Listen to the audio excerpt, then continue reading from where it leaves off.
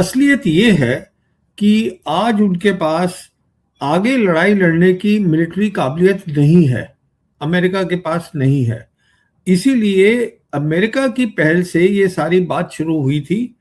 अब ये इसमें बहुत सारे खुलासे आ चुके हैं कि अमेरिका ने सबसे पहले अप्रोच किया था पाकिस्तान को कि आप ईरान से बात करिए और सीज फायर करवाइएगा।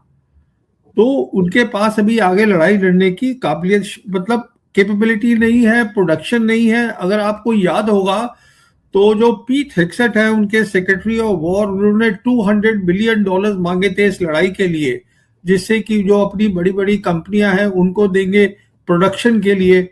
तो उसमें तो बहुत वक्त लगेगा, अभी अचानक तो होने वाला है नहीं, क्योंकि जब ये लड़ाई शुरू करी है अमेरिका ने, तब ये दिलासा दिया गया था नेतन्याहू से कि देखिए ये तो बस काम खत्म हुआ हुआ, ये लंबी हो ही नहीं सकती।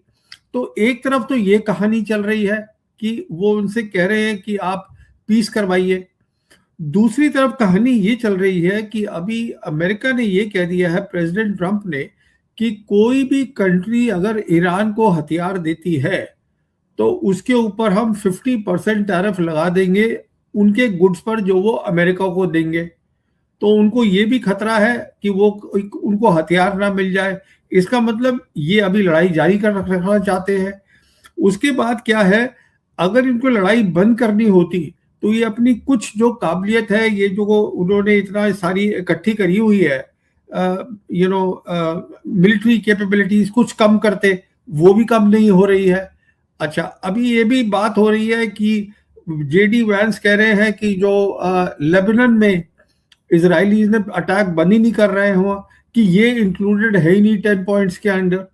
तो कहने का मतलब ये है, मुख्तसर बात ये है, अमेरिका ने ये लड़ाई बंद करने की कोशिश कर रहे थे क्योंकि उनके पास ताकत नहीं है लड़ाई लड़ने की। और जब उनको ये महसूस हुआ कि इससे बहुत ज्यादा देश की बेइज्जती हो रही है, अमेरिका की बेइज्जती हो रही है, तो अब वो फिर से सोच में पड़ गए हैं। यहां पर स्थिति अटकी हुई है। जहां तक ईरान का ताल्लुक है, देखिए ईरान नहीं गया था पाकिस्तान के पास कहने के लिए कि आप सीज फायर कराइए। तो ईरान तो तैयार है लड़ाई और लड़ने के लिए, उसके पास प्रोडक्शन कैपेबिलिटी भी है।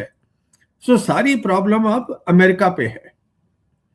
लेकिन अगर आप इतना बड़ा मुल्क सुपर पावर एक युद्ध विराम के लिए तैयार होता है और जो मोटे तौर पर शर्तें जाहिर होती हैं उन्हीं से पीछे हटता है, और ट्रंप की पहले ही विश्वसनीयता बहुत कम थी, अब अगर ये इस तरह से बिहेव करेंगे तो फिर तो आज नहीं होगा तो कभी समझौता नहीं हो सकता उनके साथ।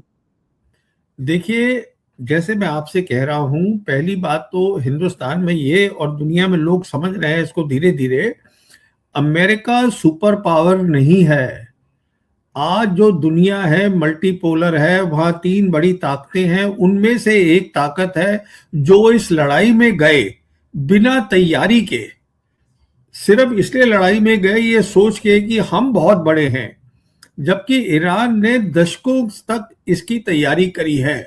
ईरान आज भी तैयार है। ईरान की एक बात समझ में आ गई थी, और भी बातें आई, कि अगर लड़ाई लड़नी होगी तो हमारे पास प्रोडक्शन कैपेबिलिटी होनी चाहिए कि हम अपना असला हथियार खुद बना सकें। उनकी सारी अंडरग्राउंड कैपेबिलिटी है, वो कैपेबिलिटी अमेरिका के पास आज नहीं है, क्योंकि अमेरिका लड़ाई के लिए तैयार ही नहीं था।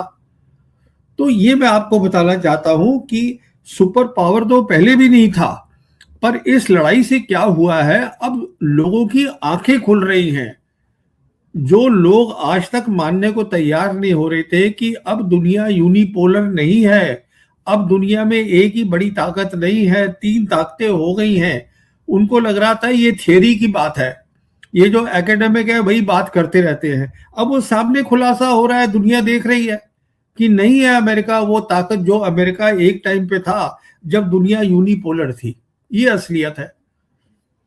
आपने 2 कारण बताए, एक तो कैपेबिलिटी नहीं है अमेरिका के पास अभी युद्ध को आगे बढ़ाने की, और दूसरा उन्हें बेइज्जती दिखने लगी थी जिन शर्तों पर युद्ध विराम के लिए तैयार हुए। तो ये जो स्थिति है इसका मतलब है कि युद्ध विराम चल ही नहीं सकता, अब मान लेना चाहिए। देखिए, युद्ध विराम का ऐसा है, ईरान को कोई दिक्कत नहीं है। ईरान ने अपने 10 पॉइंट्स दे दिए हैं ईरान सिर्फ ये चाहता है कि 10 पॉइंट के तहत ये भी कहा गया है कि आप इजराइल को रोकिएगा। अच्छा, अभी जैसे मैं आपसे कह रहा था, एक तो ताकत नहीं है अमेरिका के पास अपनी लड़ाई लड़ने की, दूसरा उनके पास ताकत नहीं है इजराइल को रोकने की। ये दिक्कत तो ये भी आ गई है क्योंकि जो लॉबी है इजराइल की अमेरिका में, वो लगता है इतनी ताकतवर है, वो ये कह रही है कि अगर ट्रंप को नहीं लड़ाई लड़नी तो आप मत लड़िएगा, जो आपकी सेंट्रल कमांड है वो हम इस्तेमाल करेंगे, मतलब इजरायली इस्तेमाल करेंगे, हम अपनी लड़ाई नहीं रोक रहे। तो ये कौन सी बड़ी ताकत है जो इजराइल को भी नहीं रोक पा रही है? ये बड़ी आप महत्वपूर्ण बात की कि मतलब इजराइल अपनी लड़ाई खुद भी नहीं लड़ेगा, उसके लिए भी वो अमेरिकी फौज लेगा और ट्रंप इसके लिए हामी भरे। ये तो गजब हो गया कि ये संप्रभुता कहाँ रह गई फिर एक सुपर पावर की, कि वो एक उसकी एक फौज का हिस्सा किसी दूसरे देश की राष्ट्रपति, chief of commander of chief जो भी है, उसके अनुमति के बिना वहां लड़ने पहुंच जाएगी। तो कहने का मतलब ये है, इजराइल जो भी है, इजराइल के पास भी ईरान से लड़ने की ताकत नहीं है।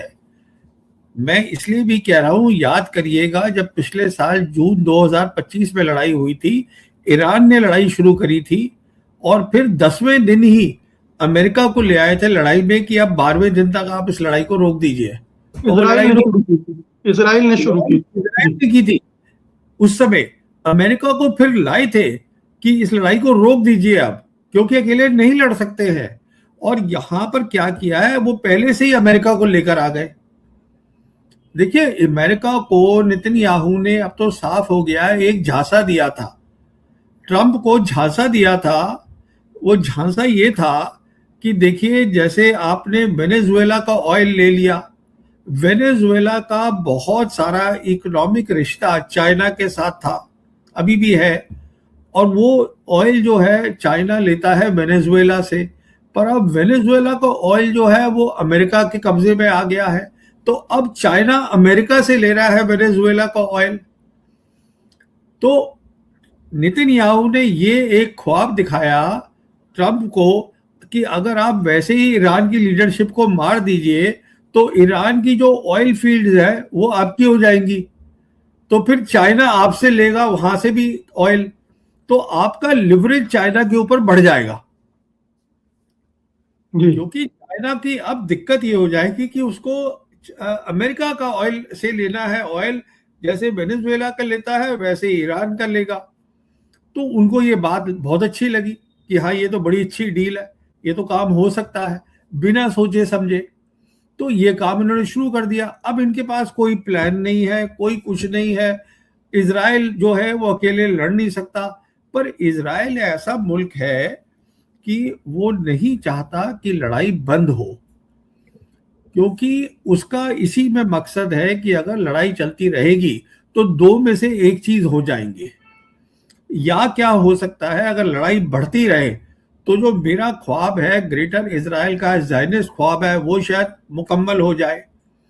अगर वो नहीं भी होता फिलहाल, तो कम से कम ये तो हो जाएगा कि जो सेंट्रल कमांड है वो मेरे अंडर आ जाए।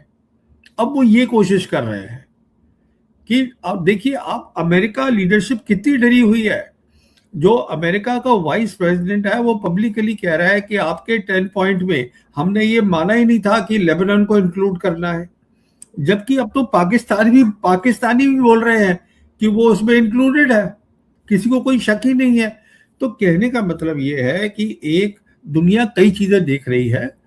पहली चीज दुनिया ये देख रही है कि असलियत में कि वर्ल्ड मल्टीपोलर बन गई है, असलियत में कि अब जो अमेरिका है अकेली ताकत नहीं रहा, और असलियत में ये देख रहे हैं कि अमेरिकन लीडरशिप पे आप ट्रस्ट नहीं कर सकते, आप उनकी बात पे यकीन नहीं कर सकते।